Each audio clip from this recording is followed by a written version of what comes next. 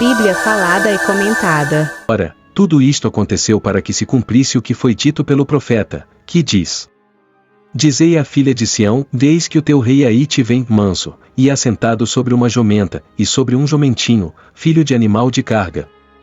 E, indo os discípulos, e fazendo como Jesus lhes ordenara, trouxeram a jumenta e o jumentinho, e sobre eles puseram as suas vestes, e fizeram-no assentar em cima. E muitíssima gente estendia as suas vestes pelo caminho, e outros cortavam ramos de árvores, e os espalhavam pelo caminho. E a multidão que ia adiante, e a que seguia, clamava, dizendo: Hosana ao filho de Davi, o bendito que vem em nome do Senhor. Hosana nas alturas. E, entrando ele em Jerusalém, toda a cidade se alvoroçou, dizendo: Quem é este? E a multidão dizia: Este é Jesus, o profeta de Nazaré da Galileia. E entrou Jesus no templo de Deus, e expulsou todos os que vendiam e compravam no templo, e derribou as mesas dos cambistas e as cadeiras dos que vendiam pombas. E disse-lhes: Está escrito: A minha casa será chamada casa de oração, mas vós a tendes convertido em covil de ladrões. E foram ter com ele no templo cegos e coxos, e curou-os. Vendo, então, os principais dos sacerdotes e os escribas as maravilhas que fazia, e os meninos clamando no templo: Hosana ao filho de Davi, indignaram-se. E disseram-lhe: Ouves o que estes dizem? E Jesus lhes disse: Sim, por nunca lestes, e pela boca dos meninos e das criancinhas de peito tiraste o perfeito louvor? E, deixando-os, saiu da cidade para Betânia, e ali passou a noite. E, de manhã, voltando para a cidade, teve fome. E, avistando uma figueira perto do caminho, dirigiu-se a ela, e não achou nela senão folhas. E disse-lhe: E nunca mais nasça fruto de ti. E a figueira secou imediatamente. E os discípulos, vendo isto, maravilharam-se, dizendo: Como secou imediatamente a figueira?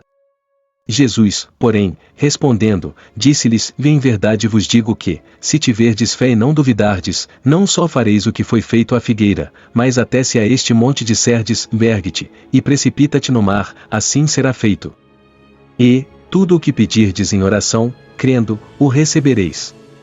E, chegando ao templo, acercaram-se dele, estando já ensinando, os príncipes dos sacerdotes e os anciãos do povo, dizendo: Com que autoridade fazes isto? E quem te deu tal autoridade? E Jesus, respondendo, disse-lhes: Eu também vos perguntarei uma coisa, se me disserdes, também eu vos direi com que autoridade faço isto. O batismo de João, de onde era? Do céu, ou dos homens? E pensavam entre si, dizendo: Se dissermos, do céu, ele nos dirá: Então por que não o crestes? E, se dissermos, dos homens, tememos o povo, porque todos consideram João como profeta. E, respondendo a Jesus, disseram: Não sabemos. Ele disse-lhes: E nem eu vos digo com que autoridade faço isto. Mas, que vos parece? Um homem tinha 2 filhos, e, dirigindo-se ao primeiro, disse: Filho, vai trabalhar hoje na minha vinha. Ele, porém, respondendo, disse: Não quero. Mas depois, arrependendo-se, foi. E, dirigindo-se ao segundo, falou-lhe de igual modo, e, respondendo ele, disse: Eu vou, Senhor, e não foi. Qual dos 2 fez a vontade do Pai? Disseram-lhe eles: O primeiro. Disse-lhes Jesus: Em verdade vos digo que os publicanos e as meretrizes entram adiante de vós no reino de Deus. Porque João veio a vós no caminho da justiça, e não o crestes, mas os publicanos e as meretrizes o creram, vós, porém, vendo isto, nem depois vos arrependestes para o crer. Ouvi, ainda, outra parábola: houve um homem, pai de família, que plantou uma vinha, e circundou-a de um valado, e construiu nela um lagar, e edificou uma torre, e arrendou-a a uns lavradores, e ausentou-se para longe. E, chegando o tempo dos frutos, enviou os seus servos aos lavradores, para receber os seus frutos. E os lavradores, apoderando-se dos servos, feriram um, mataram outro, e apedrejaram outro. E, por último, enviou-lhe seu filho, dizendo: Terão respeito a meu filho.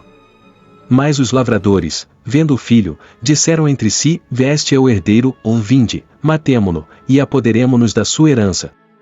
E, lançando mão dele, o arrastaram para fora da vinha, e o mataram. Quando, pois, vier o senhor da vinha, que fará aqueles lavradores? Dizem-lhe eles, e dará afrontosa morte aos maus, e arrendará a vinha a outros lavradores, que a seu tempo lhe deem os frutos. Diz-lhes Jesus, e nunca lestes nas Escrituras a pedra, que os edificadores rejeitaram, essa foi posta por cabeça do ângulo, pelo Senhor foi feito isto, e é maravilhoso aos nossos olhos? Portanto, eu vos digo que o reino de Deus vos será tirado, e será dado a uma nação que dê os seus frutos. E, quem cair sobre esta pedra, despedaçar-se-á, e aquele sobre quem ela cair ficará reduzido a pó. E os príncipes dos sacerdotes e os fariseus, ouvindo estas palavras, entenderam que falava deles. E, pretendendo prendê-lo, recearam o povo, porquanto o tinham por profeta. Comentários de Mateus 21. Mateus cita uma asna e um polínio, enquanto que os outros evangelhos se referem só ao polínio. Era o mesmo acontecimento, mas Mateus assinala a profecia em Zacarias 9 verso 9, onde um asno e um polínio são mencionados. Mostra a maneira em que as palavras do profeta se cumpriram por meio das ações do Jesus, provando que era o Messias.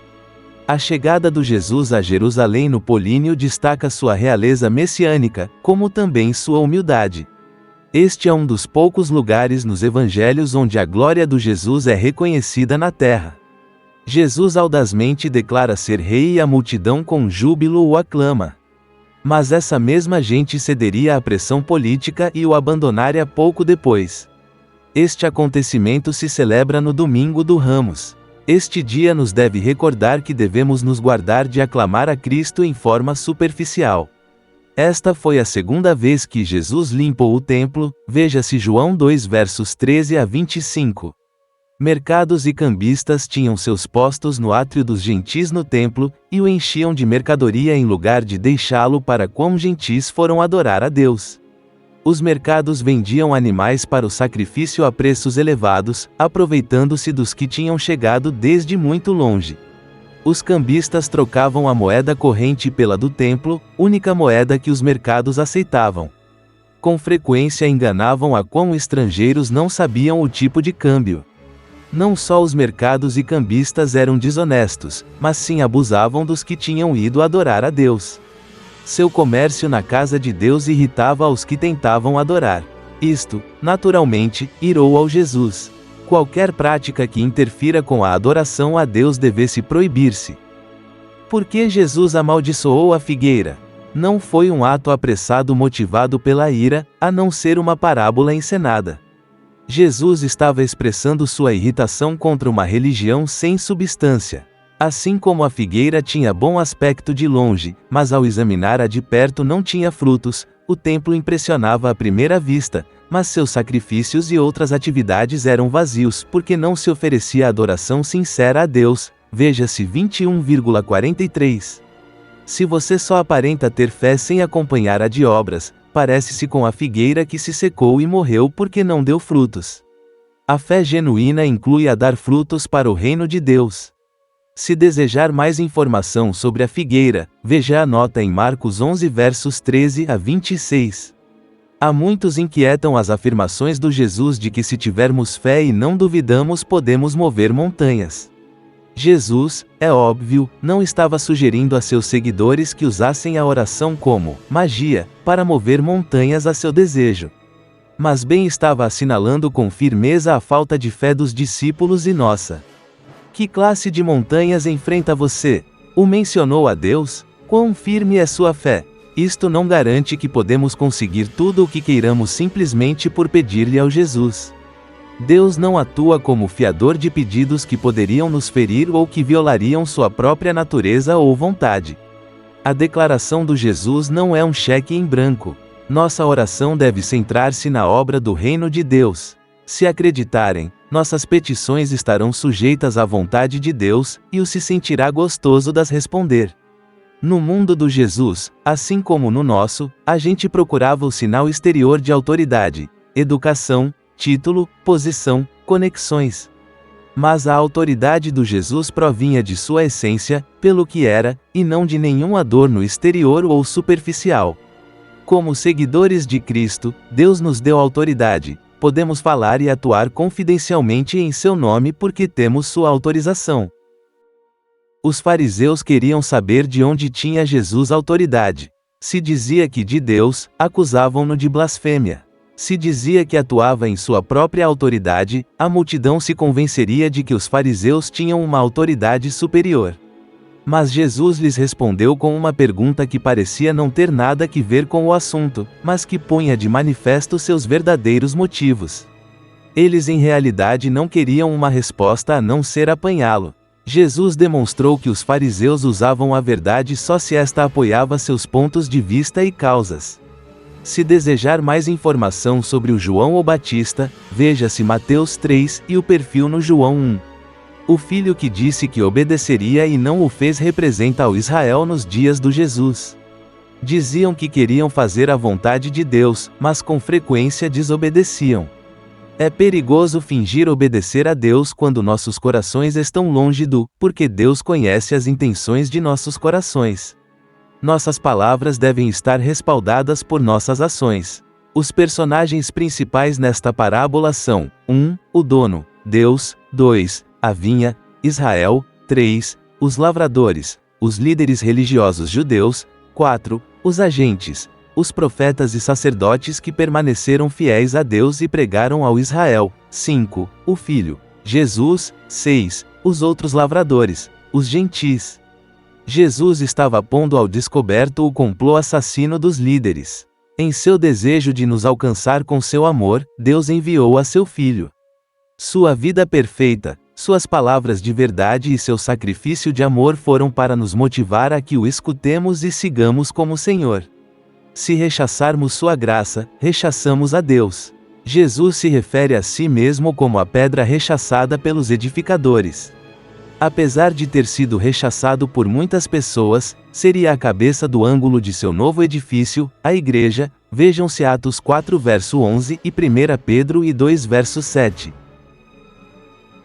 Com esta metáfora o Senhor ensina que uma pedra pode afetar as pessoas em formas diversas, dependendo da maneira em que se relacionem com ela. Vejam-se Isaías 8 verso 14 e 15, Isaías 28 verso 16, Daniel 2 verso 34, Daniel 2 verso 44 e 45. O ideal é edificar sobre a pedra, mas muitos podem tropeçar com ela. E no julgamento final esmagará aos inimigos de Deus. Cristo, a cabeça do ângulo, ao final será a pedra que esmiuçará.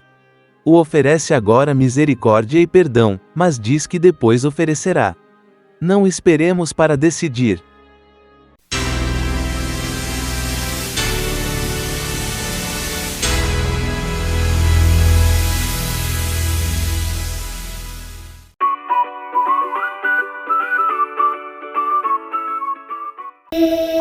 A Bíblia falada e comentada.